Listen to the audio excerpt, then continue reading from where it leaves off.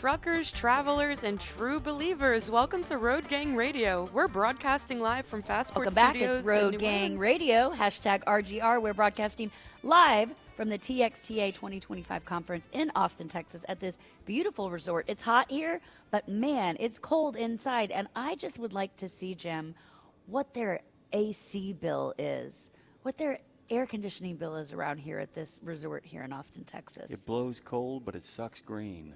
I'll tell you that right Literally. now. Hey, as our You know good who friend, doesn't blow cold? You know who blows a lot of hot air? well, along with Morgan Wallen, it's got to be Konor. It's got to be Konor.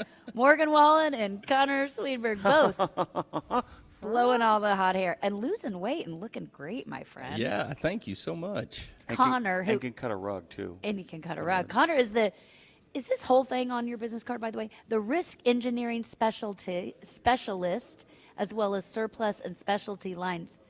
That's a lot with Crum Forster, surplus and specialty lines.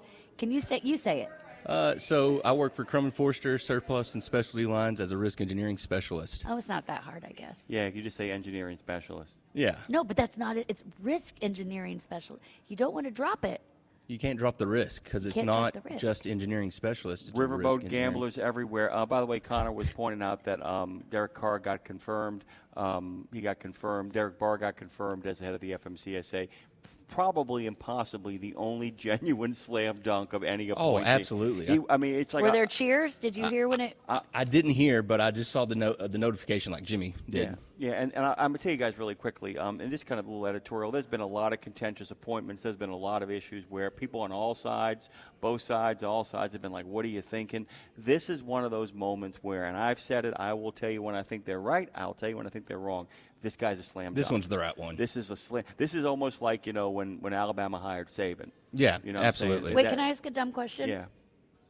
Lindsay's dumb question of the day, number 3. I'll ask the dumb question. So I know enough to know that this is celebrated in a slam dunk. But is this, do you think, celebrated across the board, or primarily are we hearing it cheers because we're in Texas? No, I think it's across the board, We do, 100%. okay. This was definitely a bipartisan agreement. I think Okay. he got confirmed. OIDA couldn't believe it's luck. Yeah. The ATA couldn't believe it's luck. I think, Go ahead. I think it got confirmed, almost with no opposition across the board from Okay. anybody. So the I think it next was really good. best thing to a genuine bona fide truck driver. Yeah. I mean, next best he thing. ran the CMV division for DOT Florida, and one of his great ideas that he did, and I think it's an awesome idea, is he tried to get every new driver in a CMV to ride along with a CMV officer to see what their day was like. But then he also, every new CMV officer, he tagged with a experienced CMV driver, and they spent the day with them. So each side got to see what each other go through each and every day. And I think Brilliant. that is amazing. Amazing. Brilliant, and also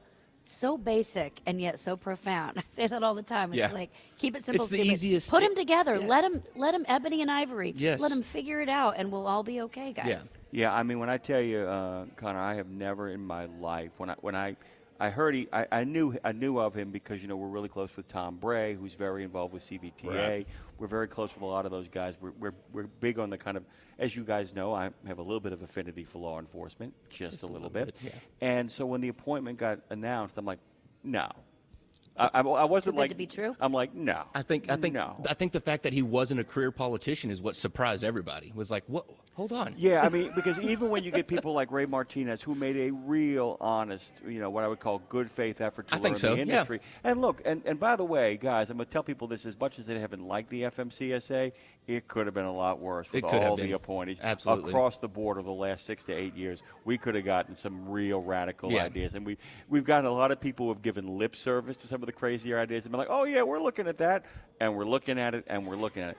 This is interesting because, like I said, this is a guy that has been on the ground to tell people the worst news of their life. He has seen up close and personal what can happen when the rules aren't followed, when bad actors are allowed to operate, when pedestrians and when people who are driving four wheels don't do enough honor to the men and women who work on the road.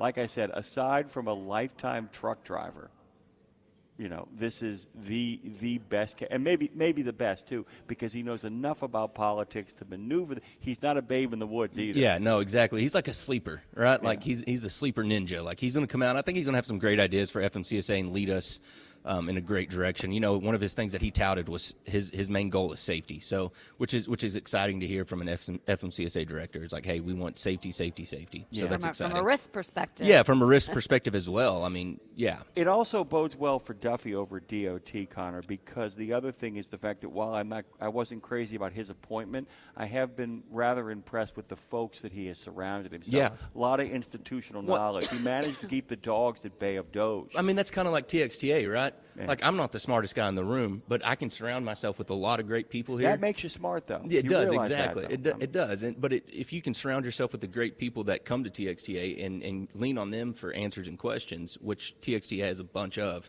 it makes you seem smart. Yeah.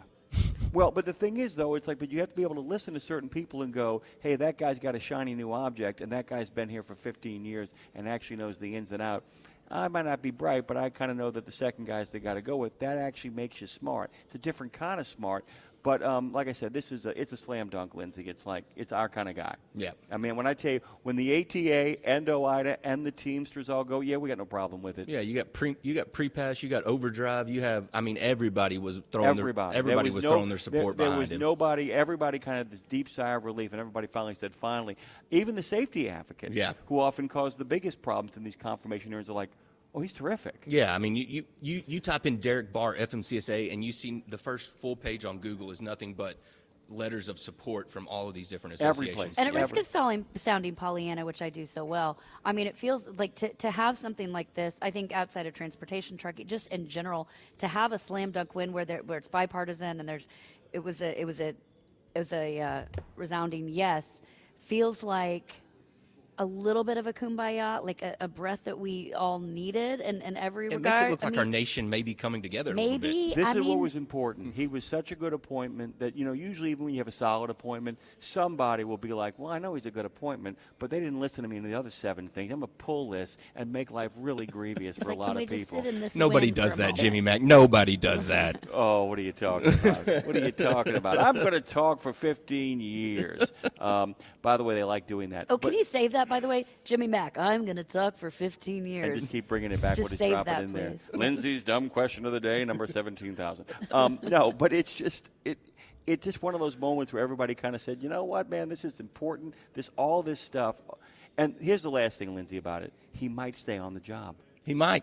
Nobody's gotten pushed out. Nobody's been given the bums rush. People are like, my dream job just opened up in the private sector. I'm leaving. My dream job just opened up in Minneapolis. I'm going to take off and run the buses. I think this is his dream job. This is, like I said, this is literally like the guy getting the call saying, hey, do you want to be the head coach at your alma mater? Yes. Yep. I'm in. I'm in. It really is a groovy What are the chances thing. we could talk to him? Easy. Yeah, I think so. We can make that happen. Oh, that's going to happen. It'd be great to have him on air. He's going to end up on a lot of platforms, as a matter of fact. He's going to start making the rounds really quickly. Yeah. We'll reach out. Dave's got a few teeth left in his head and a few friends Yeah, downtown. he does. I want to hear Dave and him have a conversation. Sad that he's not here today. Wish him well. I know. He's listening. But be glad that he's not here, because it means you get to be here, go home, and not give anybody else. Well, that's true. The vid. The vid. How have you been? I'm good, man. It's just been hectic and crazy. Staying busy with work and the kiddos and everything. So doing good, though. And looking really good. And I bring that up, not in a creepy hitting on him kind of way, although in another life, call me. Yeah, absolutely. Susan Falls has dibs, man. You saw her and Konor cutting the rug at the I like the loft. Yeah. It was a big I like deal. it. Go on. But you look great, and you have normally we see you in the big cowboy hat, and you've got such a presence. You still have a presence, but you're in a backwards baseball cap, and you've lost about 50 pounds. About 50 pounds, which is a lot. And I said, "How did you do it?" And it wasn't anything crazy or miraculous. Again, we keep coming back to the more simple or the less you think about it. Mindfulness. The more profound it gets. You just cut a few things, not drinking 19 sodas a day, not eating the crap Soda's at the the gas big one, station. Soda's a big one. Alcohol's a big one, too. Well, sure. Are you not drinking alcohol anymore? I haven't drank in like 3 weeks. Okay. That'll do it. And but soda, man, and alcohol, both of them. Soda is a killer. Yeah, soda's monster. Well, that and our portions we eat, too. So a little portion control goes a long way. For sure. And I think somebody said to Slowing me, down as you eat Yes. too, man, because like you stop and it's like you don't end up a fridge too far. Yeah, exactly. and the things you Exactly. add, I like talking about not what we have to take away. So a friend told me this years ago. She works in for a health food store, and she was like, "I'm like, what is the biggest thing?" Because people are like, "Oh, I'm on a diet now. I can't have my queso. I can't have my whatever." But if you look at it more like the things you add into your diet, they just start kind of pushing, even without you knowing it. They're pushing some of the crap Yeah, out. absolutely. Like I don't eat candy anymore, and I love candy, but I haven't had candy in I don't know how long. But I don't miss it. It's a game changer. It is. It It's a 100%. game Like changer. when you stop eating all that sugary sweets and start focusing more on the healthier stuff and a more colorful plate, you don't crave those sweet sugary things anymore. Well, it's amazing how things that are naturally sweet taste that much better Oh, too. Because fruit these days. Oh my gosh, I could go hard on some fruit because it's so sweet and so flavorful. When I used to think this is nasty. Why do people eat fruit? And now you're like, oh my God, it's a true Yeah, syrup. give You me know the more fruit, please. Other thing about my husband and I have noticed about not drinking alcohol, though, at night we crave the sugar, unfortunately. So you've got to watch that balance because you're not getting that sugar that you got with the alcohol. And so like at night we've been and I was never a sweet person. All of a sudden we're not drinking at home, and we find ourselves both at the end of the night when we put the kid to bed wanting ice cream, which was never my thing. So I've got to be really aware of that. I will eat some ice cream every now and then. That's okay. By Every the way, now and then it's okay. Every now and then. I went to a restaurant the other day where they made their own ice cream on the grounds from buttermilk. And they had figs in it, and it was like a fig ice cream at buttermilk. But all of it was natural. All Yeah, of it was from absolutely. the Is table. that the restaurant we went in New Orleans? No, Oh, I would have gotten And that for you. that's there. another thing is processed food. I've cut out a lot of processed food, more home cooking, more things I make myself than out of a can or out of a bag. I will give you both a sweet tip in regards to sweets at the end of the You're night. a sweet tip. Thank you very much. Lindsay's charming comment. I of was the day, going to say number- something number else, but it's not 17. appropriate. That I know really I not. was We- going to say we- too, but I didn't. Yes, growing up. I call it a water check-in. If you have a craving for something sweet before you go to bed, get a big glass of water, drink it down, take a moment. If you still crave the sweet, pop a piece of fruit in your mouth. Absolutely. Call it a day. Because sometimes I have found that people don't know this, a lot of our drivers do, that there is a flaw in our design as humans, along with the fact that we die. The problem is the fact that we can't often distinguish between thirst and hunger. Correct. And I that's- tell our daughter that all the time. I was going to say, I She's also hungry. drink a gallon of water a day, or Boy, try that to makes at a least. difference. It too. does. And by the huge. way, I tell people who, maybe I should go on a little bit of a keto diet 3 weeks before I hit the beach. And I always say, how about this? How about you don't eat after 5 o'clock at night and drink more water? Hey, I lost all this weight. I'm like, yeah, well, there it is. It's that simple. But people don't make it that simple anymore. Have you ever had friends who show up a week later or 2 days later and you look better already? And it's like, yeah, I finally got some water in my system and went to bed. Yeah. Well, we're talking about not just randomly to Conor's horn of how good he looks, but it's obviously looks good. a great conversation for truck drivers. Everybody is trying to figure out forever and always, amen. Everyone's trying to figure out how to get truckers healthy, and they're like, Put the soda down and grab a bottle of water. period, Please. period. That's it. Start there. That's the easiest it. thing. Yeah. And one will lead to another. Exactly. Yeah, I love it. That's your risk assessment. That risk as assessment. the risk engineering Yes. specialist. Yes. Talk about that, by the way, really quickly, about what it is you do and how much of that then kind of leads into conversations you have here. Yeah, absolutely. So, as a risk engineering specialist, what my main goal is building risk profiles on trucking companies that we either insure or looking to insure. But more or less from the industry viewpoint of it, because I worked in it for 10 years with Adam Blanchard at Double Diamond Transport and was their safety and Heard of compliance him. officer. Yeah, but so I use my industry knowledge from that and view it as a trucking company looking at another trucking company, and then what we're really looking at is safety culture, and what are they doing that promotes good safety, and what are they doing that doesn't promote good safety, and then we take that information, hand it over to underwriters, and we let the underwriters do their things. But the way that plays into Texas Trucking Association and all these other trucking association groups is I'm staying up to date on what's new, what's happening in our industry, what's the best practices, and as well as the do's and don'ts of trucking. And how good you said this? Just sort of hit me when you said we take that, we pass on and let them do their thing. We talk a lot about staying in your lane around here. That real actual assembly line kind of metaphor you just sort of set up mentally. I saw assembly line, and it's like, I did my part and I hand off to you. And then once you hand off, would you say you're already looking at the next thing? Or are you sitting back waiting to see how they're going to take the ball and run with it? Yeah, absolutely. So we're waiting for the underwriters to either, if they're going to write the account or not. If they write the account, then we're like in-house consultants for the insured. So we will, if they need anything at all, they can reach out to us. We've got Phil Baxter, who is our leader over there, our AVP of risk engineering and strategy. He will. He's been in the industry for 10 plus years, holds a CDL, so he knows everything about driving in hazmat. We have myself, who's in the industry for about 7 or 8 years, and then we just hired a new hire named Tom, who was actually 25 years with Frisco PD as their CMV leader. So he did all of that. So we have all this wealth of knowledge that we can impart on our insureds and help with them. So we'll help them with data queues, with crash preventability determination program, training, safety advice, things like that, regulations, the ever-changing regulations. So we try to help out as we can as an in-house safety consultant as part of your insurance package. We got to let you go. Yeah. I can't believe it. We can talk. We're good. We're good? Yeah, we're good. Well, I'll keep him on for a long time. So let's keep talking to him. Well, thanks for keeping me in loop. Our next guest is until 10:30. I want to point out 10:30.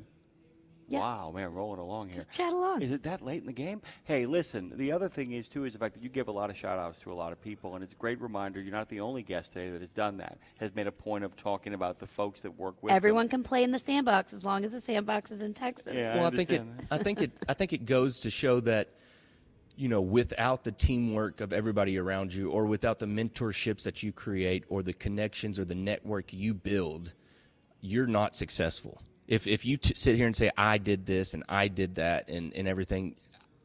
Me. Yeah, I'm going to start questioning you, right? Make the noise. There it is. Thank you. This is okay.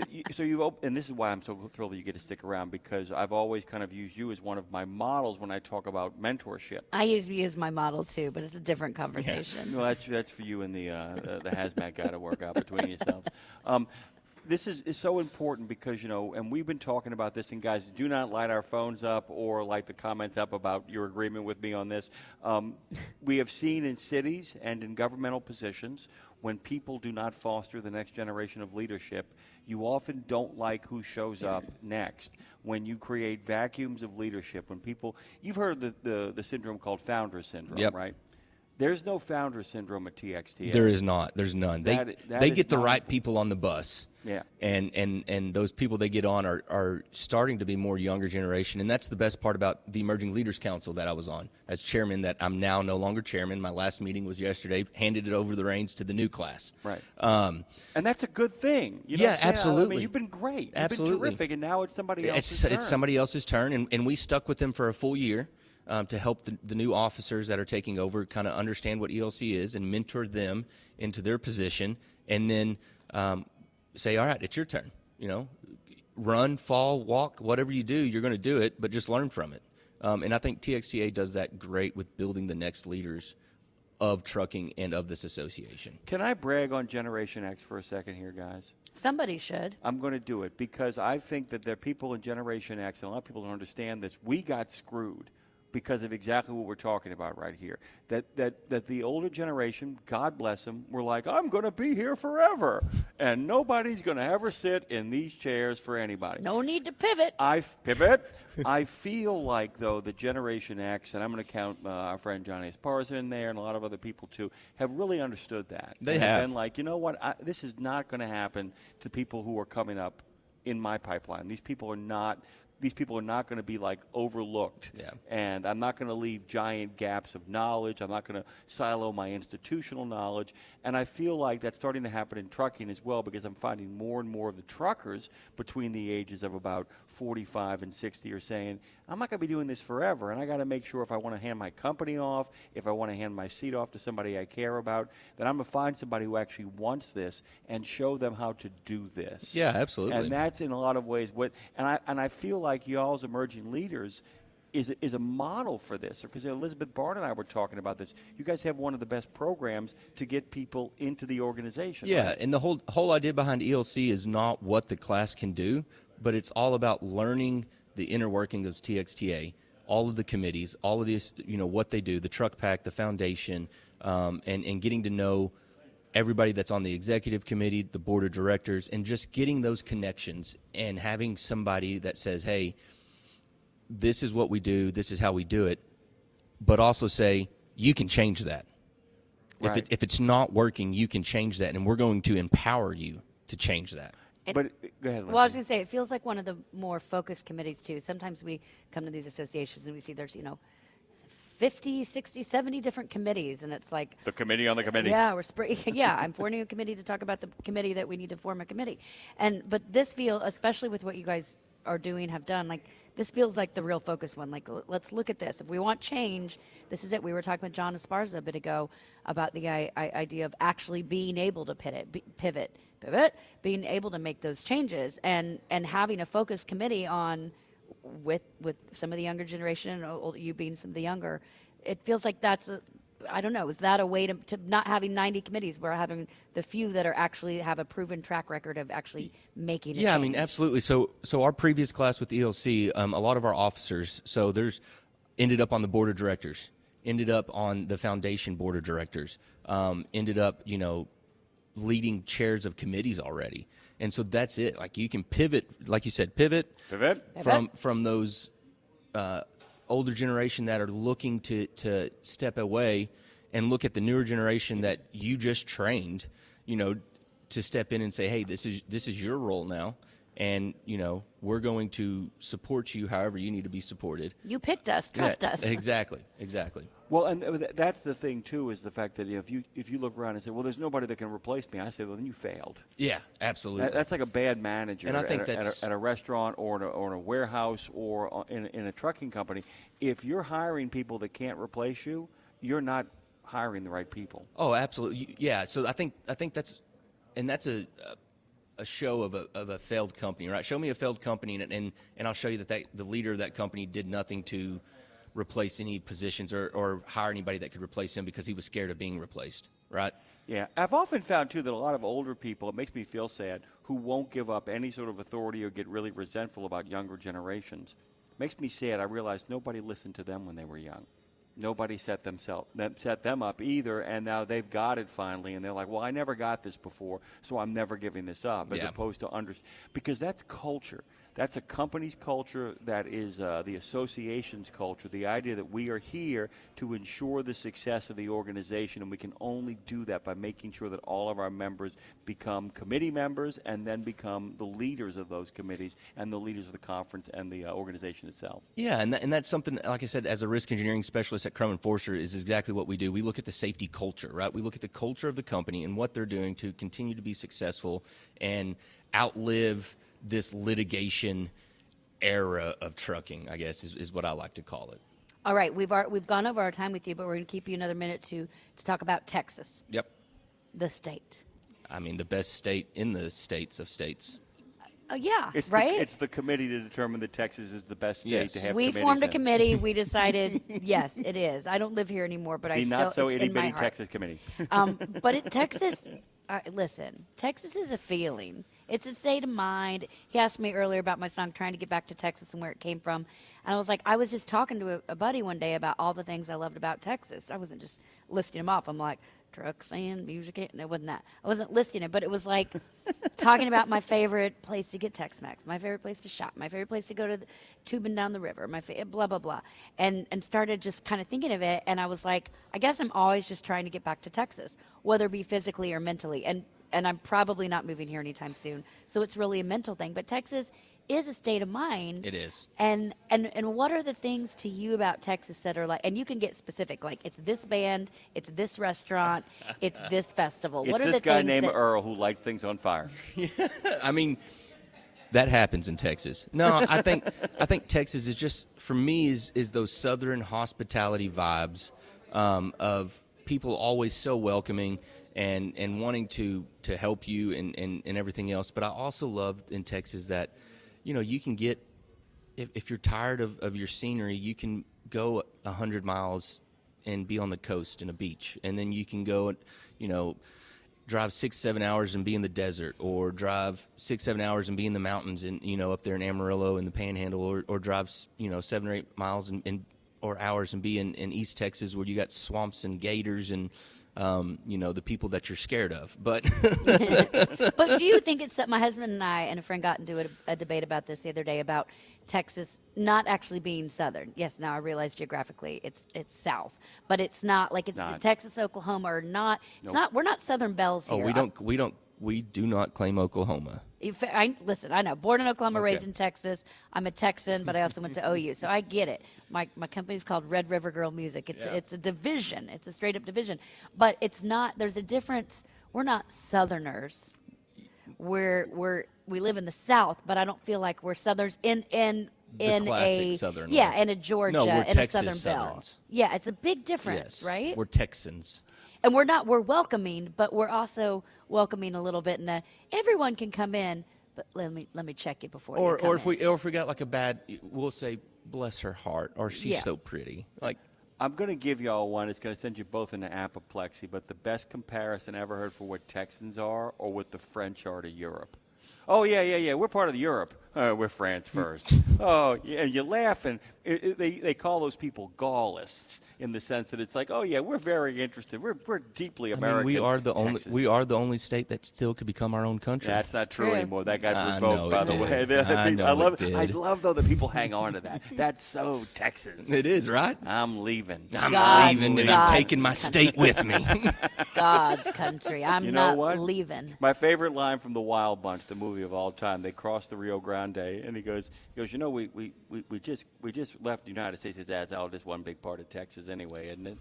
Well, it goes back to, I'm not leaving really could be. We said to John Esparza earlier, I said, when you think about, he said, nothing can guarantee that TXTA will be here tomorrow. And I said, yeah, but don't you think if it came down to like who went last, it'd be Texas, right? And I joked, I said my husband with all the Jackass guys, they would play a game at the end of the night when we were younger at the bar, and they would just, when the bar was closing, they'd all sit down like children and cross their legs and arms and say, I'm not leaving. It was who could get physically thrown out last. And that's kind of what Texas feels. I'm not leaving.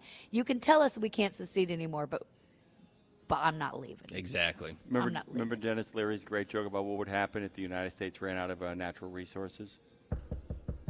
Hello, Canada? Yes, it's the U.S. Yes, get out. We'll be back on the other side of this. We're broadcasting live from TXTA.